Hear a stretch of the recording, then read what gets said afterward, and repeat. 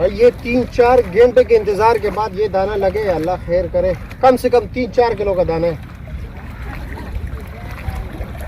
Sir वे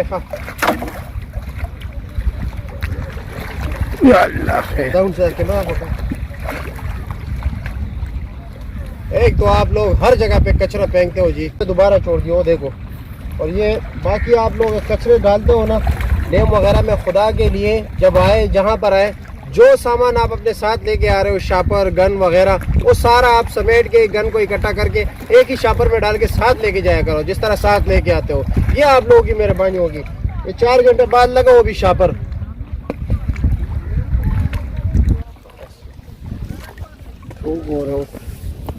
बस इसी एक दाने का शिकार हुआ है जी, बाकी कुछ भी नहीं हुआ। ठीक है, इतनी मेहनत हमने की, लेकिन ये दाना भी अल्लाह ताला का लाख लाख शुक्र है, चलो कुछ ना कुछ मेहनत रंग ले आया जी।